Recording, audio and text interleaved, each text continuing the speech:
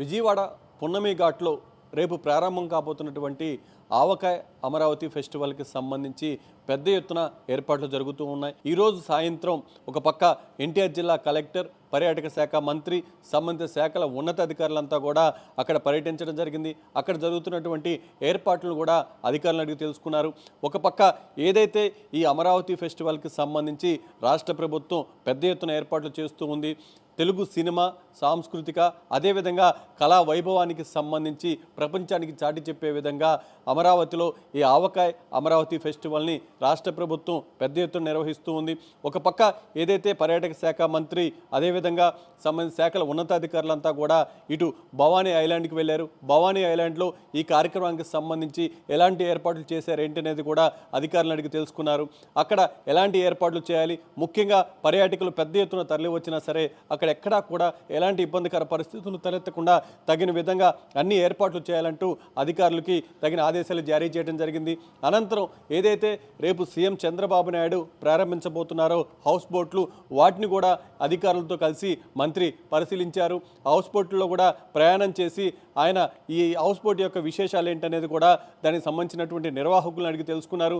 మొత్తంగా అక్కడ నుంచి తర్వాత ఏదైతే పున్నమి ఘాటుకు చేరుకొని పున్నమి ఘాట్లో కూడా అక్కడ ఏర్పాట్లు ఏ విధంగా చేశారు, అసలు ఈ కార్యక్రమానికి ఎంత పెద్ద ఎత్తున పర్యాటకులు తరలి వచ్చినా సరే ఎక్కడ ఇబ్బందికర పరిస్థితులు తలెత్తకుండా తీసుకోవాల్సినటువంటి జాగ్రత్తలు, ముఖ్యంగా ట్రాఫిక్కి సంబంధించి కానీ, లేకుంటే వాళ్ళు వచ్చేటువంటి ఎంట్రీస్ ఏవైతున్నాయో ఆ ఎంట్రీస్కి సంబంధించి కానీ, తర్వాత వారందరూ కూడా అక్కడికి వచ్చిన తర్వాత తాగునీరుకి సంబంధించి, అదేవిధంగా అందరూ కూడా ప్రశాంతంగా ఒక పక్క అక్కడ జరుగుతున్నటువంటి కార్యక్రమాలను చూడటం, అదేవిధంగా తర్వాత దానికి సంబంధించి ఒక పక్క నదీ ప్రయాణం చేయాలన్నా, లేకుంటే భవానీ ఐలాండ్కి వెళ్ళాలన్నా ఎక్కడా కూడా ఎవరు ఇబ్బంది పడకుండా పూర్తిగా ఆవకాయ అమరావతి ఫెస్టివల్ని ఎంజాయ్ చేసే విధంగా, ముఖ్యంగా ఆవకాయ అమరావతి ఫెస్టివల్లో ఇక్కడ ఆంధ్రప్రదేశ్లో మంచి పేరున్నటువంటి వంటకాలు కూడా ఇక్కడికి వచ్చినటువంటి పర్యాటకులకి అందుబాటులో ఉండబోతున్నాయి. వాటికి సంబంధించి మొత్తంగా 8వ తారీఖు నుంచి 10వ తారీఖు వరకు 3 రోజుల పాటు జరగబోతున్నటువంటి ఫెస్టివల్కి సంబంధించి పెద్ద ఎత్తున పర్యాటకులు తరలి వస్తారు, ఈ కార్యక్రమంలో పాల్గొంటారంటూ కూడా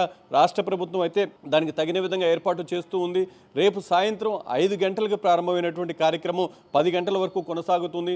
అదేవిధంగా 9వ తారీఖు సాయంత్రం 5 గంటల నుంచి 11 గంటల వరకు, అదేవిధంగా 10వ తారీఖు సాయంత్రం 5 గంటల నుంచి 11 గంటల వరకు మొత్తం 3 రోజుల పాటు ఈ కార్యక్రమాలన్నీ కూడా అక్కడ జరగబోతూ ఉన్నాయి. ఒక పక్క పున్నమి ఘాట్లో, మరో పక్క భవానీ ఐలాండ్లో కూడా పెద్ద ఎత్తున కార్యక్రమాలు జరుగుతూ ఉన్నాయి.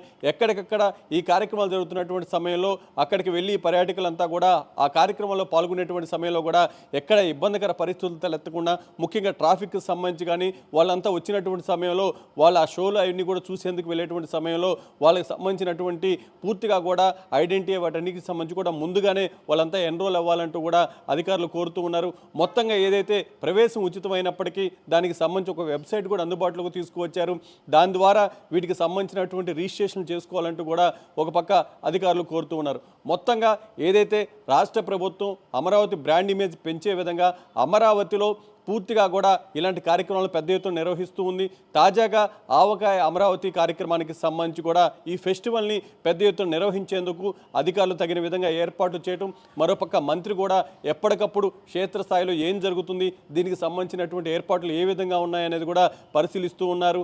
తాజాగా ఈరోజు సాయంత్రం అమరాపాలి, అదేవిధంగా సంబంధిత శాఖల అధికారులు, మంత్రి, అదేవిధంగా ఎన్టీఆర్ జిల్లా కలెక్టర్ కూడా అక్కడ విజిట్ చేసి తగిన విధంగా అధికారులకు ఆదేశాలు జారీ చేయడం జరిగింది.